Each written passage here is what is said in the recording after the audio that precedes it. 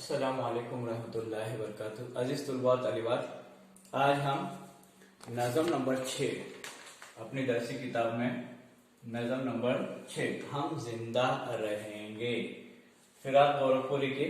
अब फिराक के माने होते हैं जुदाई। फिराक के माने क्या होते हैं? जुदाई। अब फिराक गोरखपुरी जो है तो फिराक उनका तखल्लुस है। अब हम जिंदा रहेंगे गीत है और हिम्मत और हौसला देने वाला गीत है। आइए सफा नंबर 93 नज़म नंबर 6 और इसमें हिस्सा अव्वल में देखते हैं फिराक गोरखपुरी। इंसान को अच्छे बुरे हालात का सामना करना पड़ता है। इंसान पर जैसा माहौल आता है वो अपने आप को इस माहौल में ढालने की कोशिश करता है और यही कोशिश उसे जिंदा भी रखती है। आपने देखे होंगे तुलबा तलबात कि कभी सर्दी अपने मुल्क में कभी सर्दी का मौसम, कभी बारिश का, कभी गर्मी का मौसम, कभी हालात मुआफिक, कभी हालात मुखालिफ, कभी अच्छाइयों की तरफ, कभी बुराइयों की तरफ, अलग अलग हालात आते हैं। लेकिन इंसान उन हालात में उन मुश्किलात का सामना करता है और बार बार ऐलान करता है कि मैं जिंदा हूं। मतलब उन हालात से नबर्द आजमा होने की कोशिश में वो अपने आप को आगे बढ़ाते रहता है, उन हालात का सामना करता है। जिंदगी का इर्तिकाज सिर्फ जमीन पर नहीं होता, उसका सफर जमीन से आसमान की तरफ भी होता है। अब इंसान मुसलसल कोशिश में लगा है। जैसे पहले इंसान पैदल चलता था, फिर सवारियों में भी अलग अलग तरह की सवारियां, फिर इंसान ट्रेन वगैरह शुरू करते करते एरोप्लेन तक पहुंच गया, आसमान की तरफ भी बढ़ता है। और सफर में जमाना खास तौर पर इंसान को मिटाने के दर पे होता है, अज़्म होता है। अब हालात मुश्किलात बहुत से आते हैं, लेकिन इंसान उसका मुकाबला करता है, मतलब उसको सहता है, लेकिन डरता नहीं बल्कि आगे बढ़ता है।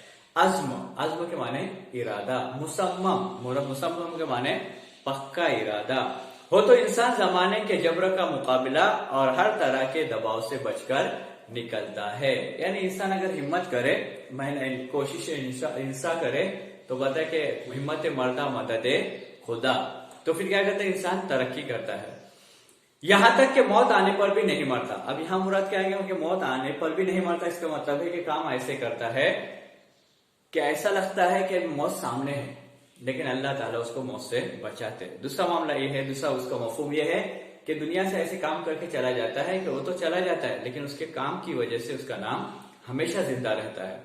ये बात दरअसल मुबालिगा है और इसे यूं समझना है कि इंसान भले ही मर जाए, लेकिन जिंदगी में उसने जो कारनामे अंजाम दिए थे उनकी यादें जिंदा रहती है।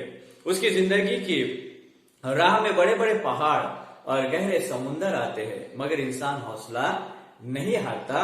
वो बनता है, वो हंसता है, मिटता है, मिटकर फिर बन जाता है। तो कितनी अच्छी बात बताई गई कि इंसान के सामने हालात कैसे भी आ जाए, लेकिन उन हालात को सहना, बर्दाश्त करना और बर्दाश्त करके सही राह मुंतखब करके आगे बढ़ना, ताकि क्या हो जाए?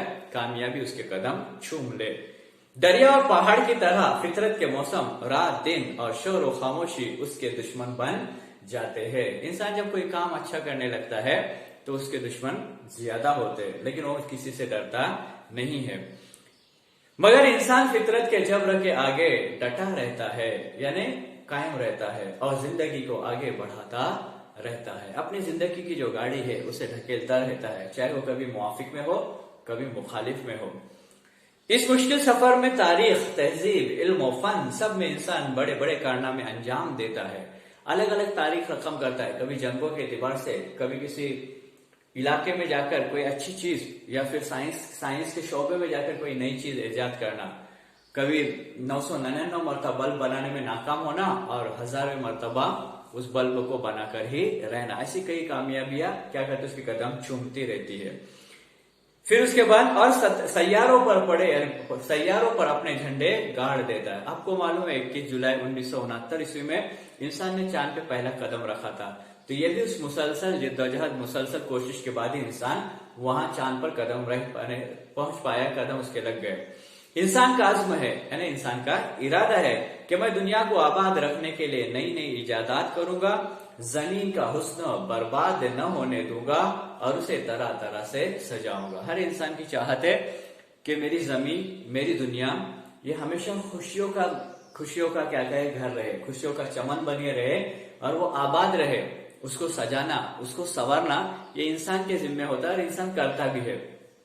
ये नज्म इंसान के बुलंद हौसलों, जोश और जज्बात से भरा हुआ गीत है।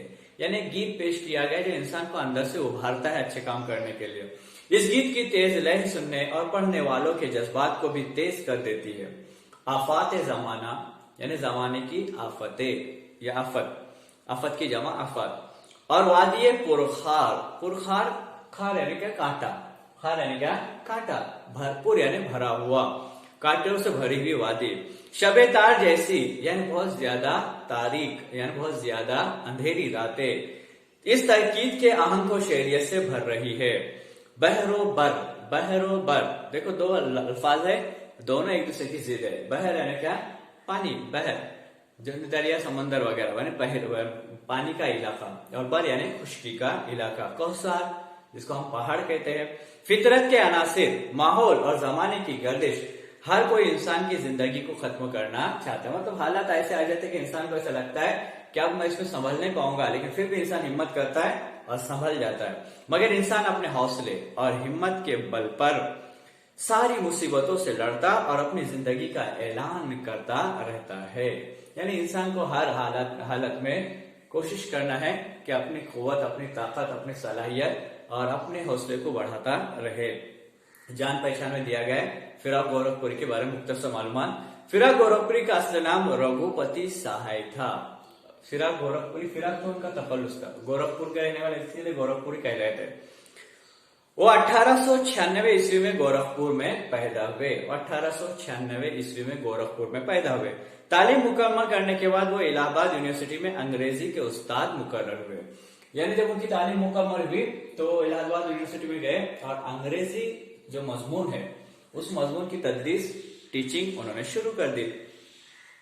उनकी गजलों में जदीद और कदीम, देखो जदीद और कदीम ये भी दोनों क्या एक दूसरे की जिद है। जदीद यानी नया, कदीम यानी पुराना। इसके बाद अफकार, लफ्ज क्या आया अफकार, अफकार जमा है फिक्र की, अफकार जमा है फिक्र की। अफकार, फिक्र, ख्यालात, तो देखो क्या अफकार का इम्तिजाज, इम्तिजाज कहा जाता है मिलावट को। गजल गोई की हैसियत से उन्होंने गैर मामूली शोहरत हासिल की। यानी गजल के एतबार से वो बहुत पूरी दुनिया में आज भी गजल के एतबार से या गजलों के हिसाब से या गजलों के लिए बहुत ज्यादा मशहूर हुए, इन्होंने शोहरत पाई।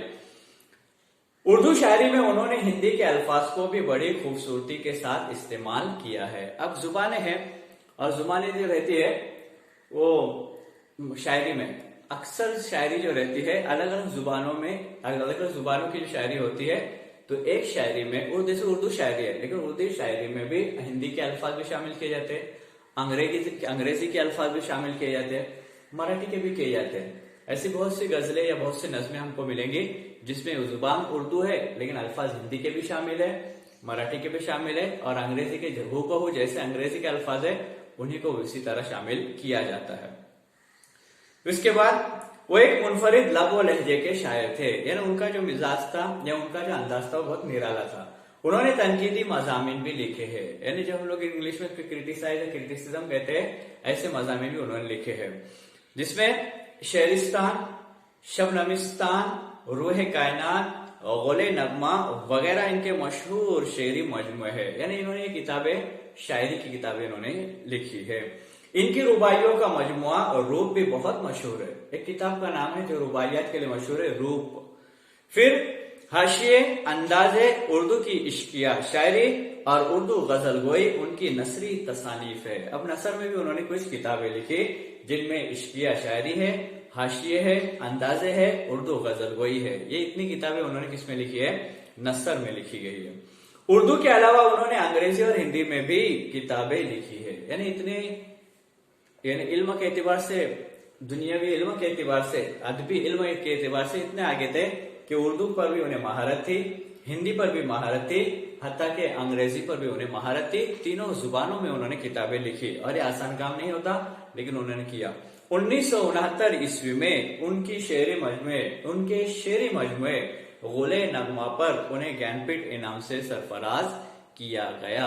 हिंदुस्तान में जो अदब के एतबार से जो इनामात दिए जाते हैं, अवार्ड इसको कहा जाता है, उसमें सबसे बड़ा जो अवार्ड है वो ज्ञानपीठ अवार्ड है। ऐसे बहुत से शोराय कराम को, उदबाए कराम को ये इनामात दिए गए हैं हिंदुस्तान में।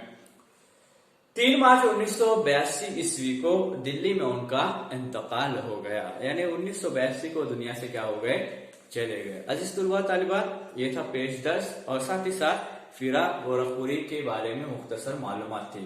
जो गीत है इंशाअल्लाह ताला हम आइंदा लेक्चर में और आइंदा इंशाअल्लाह लेक्चर में इसको मुकम्मल करेंगे। अस्सलाम वालेकुम।